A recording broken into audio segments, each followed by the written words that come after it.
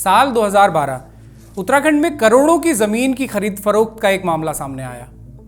यह जमीन यूं तो रिजर्व फॉरेस्ट की थी, लेकिन इसके बावजूद इसका सौदा कर दिया गया क्योंकि इसे खरीदने वाला कोई और नहीं बल्कि खुद उत्तराखंड पुलिस का सबसे बड़ा अधिकारी था। जमीन का सौदा सिर्फ कागजों में ही नहीं किया गया, बल्कि मौके पर भी साल के घने जंगल के बीच दर्जनों बेशकीमती पेड़ काटकर गिरा दिए गए।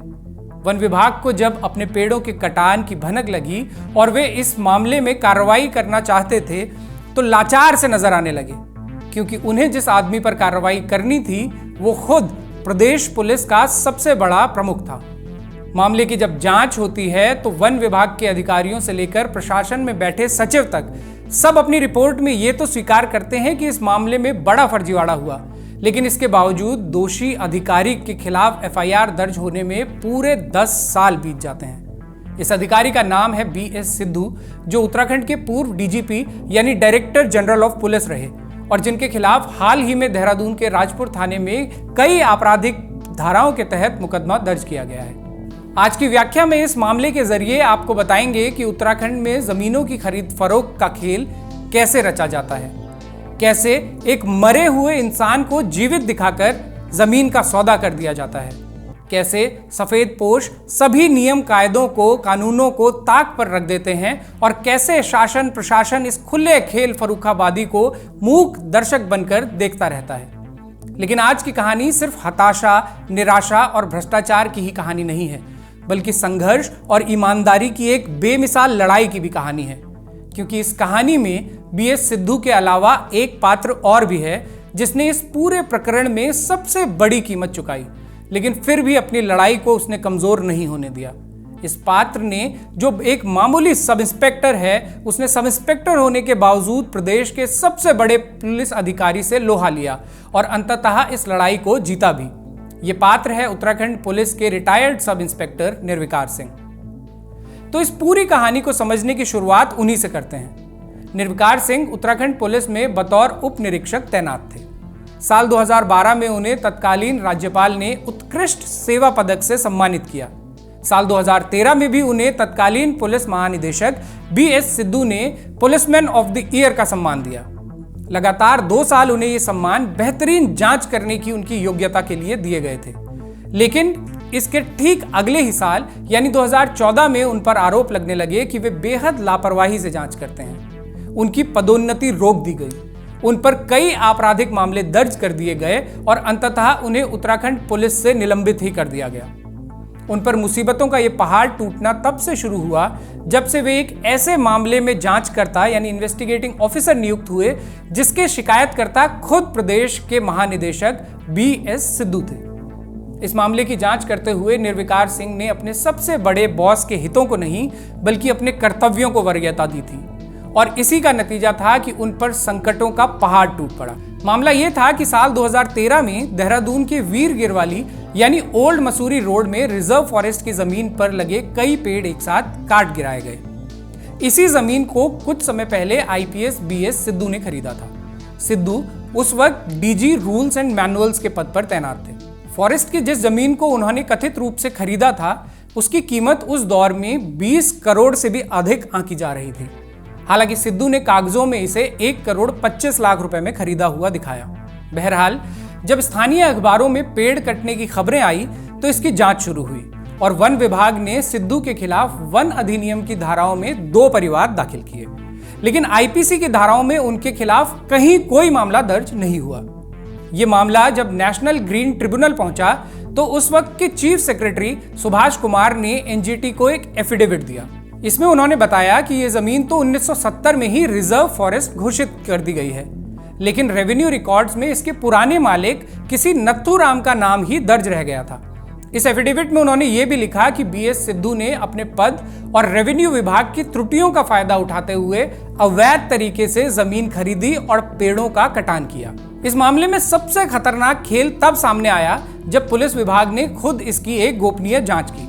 यह जांच मसूरी के तत्कालीन सीईओ स्वतंत्र कुमार ने की थी। उनकी जांच में पता लगा कि जिस नथुराम के नाम ये जमीन रेवेन्यू रिकॉर्ड में दर्ज थी उसकी तो 1983 में ही मौत हो चुकी है, जबकि बीएस सिद्धू ने साल 2012-13 में नथुराम से ही इस जमीन को खरीदना दिखाया था। सीओ स्वतंत्र कुमार ने जब अपनी जांच रिपोर्ट उच्च अधिकारियों को सौंपी तो तत्कालीन डीजीपी सत्यव्रत बंसल ने इसे गंभीरता से लिया और ये माना कि इस जमीन की खरीद में भारी गड़बड़ की गई है। उन्होंने तब चीफ सेक्रेटरी को एक लेटर लिखा।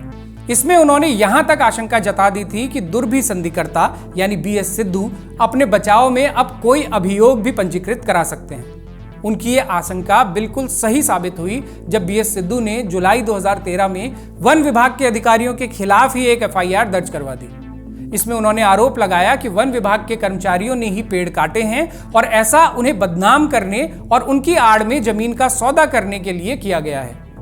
यहीं से इस कहानी में दूसरे पात्र की एंट्री होती है जिनका नाम है निर्विकार सिंह, क्योंकि डीजीपी की लिखवाई इस एफआईआर की जांच आगे चलकर निर्विकार सिंह के ही पास आई। वैसे बीएस सिद्धू की एफआईआर पर शुरुआत में कोई अन्य पुलिस अधिकारी जांच कर रहे थे।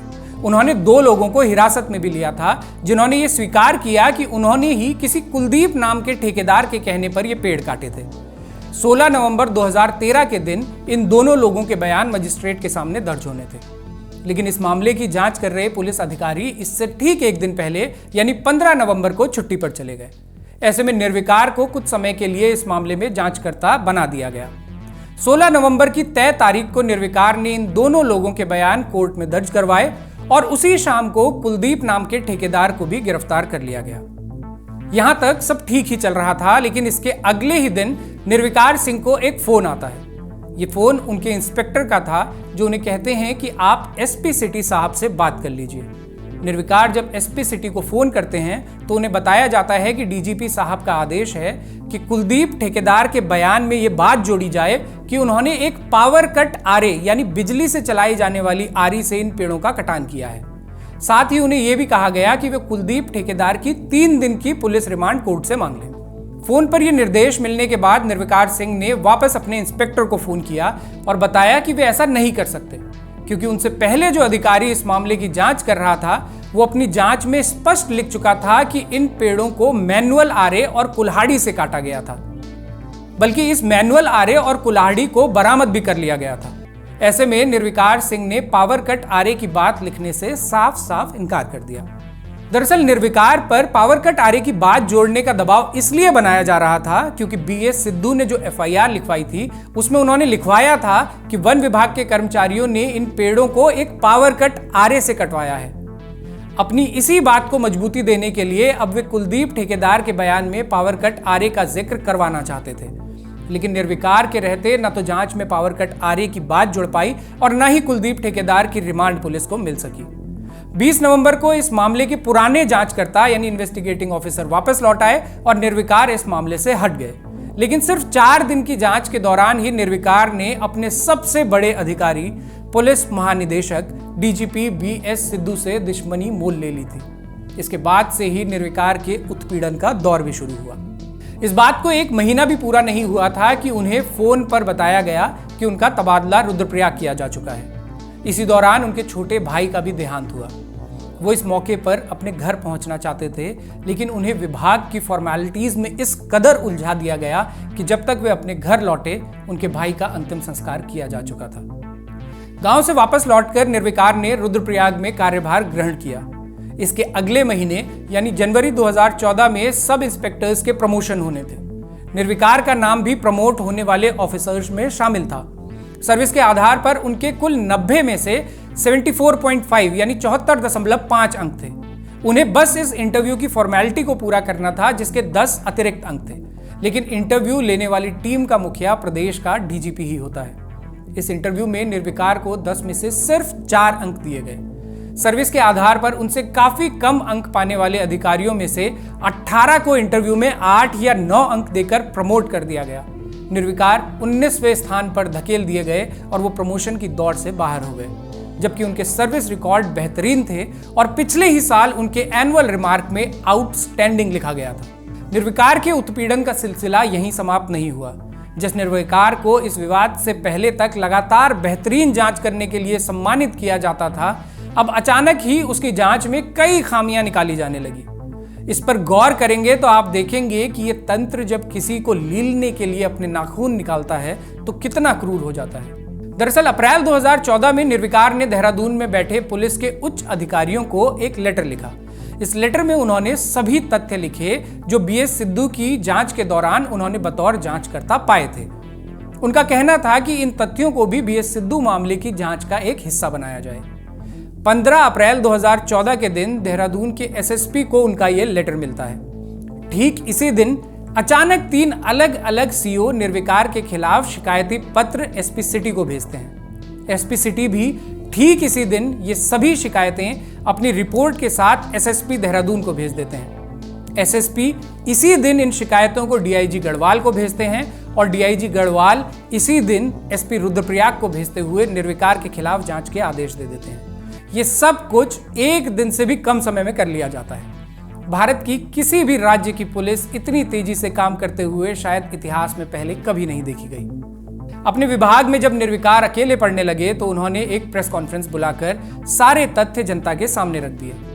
इससे उन्हें जनता का समर्थन तो मिला, लेकिन इसके 2 दिन बाद ही उन्हें विभाग से निलंबित कर दिया गया और उनके खिलाफ 2 अलग अलग मुकदमे भी दर्ज कर दिए गए। ये मुकदमे उन पर तब तक चलते रहे जब तक पुलिस प्रशासन की कमान बीएस सिद्धू के हाथों में रही। लेकिन सिद्धू के रिटायर होते ही निर्विकार को इन सभी मुकदमों से न सिर्फ क्लीन चिट मिली बल्कि उनकी नौकरी भी बहाल कर दी गई। बहरहाल बीएस सिद्धू के इस भूमि विवाद का एक बेहद दिलचस्प पक्ष और भी है। ये मामला जब सुर्खियों में आने लगा था और सिद्धू ये समझने लगे थे कि जमीन अब उनके हाथ से फिसल रही है, तो उन्होंने एक एप्लीकेशन लिखकर अपने वो 35 लाख रुपए वापस किए जाने की मांग की जो उन्होंने जमीन को अपने नाम करवाने के लिए बतौर स्टैंप ड्यूटी दिए थे। यहां गौर करने वाली बात यह है कि बीएस सिद्धू को अपने 35 लाख रुपयों का तो मलाल है, लेकिन उन 60 लाख रुपए का कोई मलाल नहीं जो उन्होंने जमीन बेचने वालों को चुकाए थे। कागजों के अनुसार इस जमीन का सौदा 1 करोड़ 25 लाख में तय हुआ था। इसमें से 60 लाख रुपए बीएस सिद्धू ट्रांसफर कर भी चुके थे। ये पैसा नकली नत्थू और कृष्णा नाम के एक आदमी के ज्वाइंट अकाउंट में उन्होंने 2 अलग अलग इंस्टॉलमेंट्स में ट्रांसफर किया। ये ज्वाइंट अकाउंट भी इस डील के होने से ठीक पहले मेरठ में आईडीबीआई बैंक की एक ब्रांच में खोला गया था। सिद्धू ने एग्रीमेंट के समय इस अकाउंट में 10 लाख रुपए ट्रांसफर किए और सेल डीड के समय दोबारा से 50 लाख रुपए ट्रांसफर किए। लेकिन जब यह बात सार्वजनिक हो गई कि यह जमीन किसी नत्थू की नहीं बल्कि रिजर्व फॉरेस्ट की है, तब भी सिद्धू ने बीते इतने सालों में उनके खिलाफ कोई मुकदमा दर्ज नहीं किया जिन्होंने उन्हें यह जमीन अपनी बताकर बेच दी थी। इस बात से यह आरोप सीधा सीधा मजबूत होता है कि असल में यह नकली नत्थू कोई और नहीं बल्कि बीएस सिद्धू का ही खड़ा किया एक छद्म किरदार था। इस मामले में साल 2018 में एनजीटी ने बीएस सिद्धू पर 46 लाख रुपए का जुर्माना भी किया। लेकिन विडंबना देखिए कि इतना सब कुछ होने के बाद भी उन पर एफआईआर दर्ज होने में 10 साल लग गए। इन 10 सालों में निर्विकार सिंह के संघर्ष को जिसने सबसे ज्यादा समर्थन दिया वो थे सामाजिक कार्यकर्ता और भाजपा नेता रविंद्र जुगरान। उन्होंने इस मामले को उत्तराखंड हाईकोर्ट के साथ ही हर तरह के मंच पर उठाया और अंततः अब जब वन विभाग ने बीएस सिद्धू के खिलाफ इस मामले में एफआईआर दर्ज कर ली है तो इसमें भी रविंद्र जुगरान की अहम भूमिका रही है। तो ये थी एक पूर्व डीजीपी की अपराध गाथा, भ्रष्टाचार की एक ऐसी कहानी जिसमें पुलिस का मुखिया ही खलनायक की भूमिका में है, लेकिन उसके सामने तनकर खड़े होने वाला एक ईमानदार सब इंस्पेक्टर भी है जो अंततः इस लड़ाई को जीत कर ही दम लेता है। जीत इसलिए भी क्योंकि बीएस सिद्धू के डीजीपी रहते भले ही निर्विकार सिंह पर कई आरोप और मुकदमे लाद दिए गए थे, लेकिन आखिरकार वो अपनी साफ छवि के साथ पुलिस विभाग से रिटायर हुए, जबकि पुलिस के सर्वोच्च पद पर बैठे बीएस सिद्धू तमाम आरोप और वर्दी पर दाग लेकर विभाग से विदा हुए। और 10 साल बाद ही सही, लेकिन उनके खिलाफ आपराधिक मुकदमा अब दर्ज हो चुका है। ये कार्यक्रम आपको कैसा लगा हमें कमेंट करके जरूर बताएं। प्रदेश के समसामयिक मुद्दों की व्याख्या करने वाले ऐसे ही कार्यक्रम हम आपके लिए लाते रहेंगे। जुड़े रहिए बारामासा।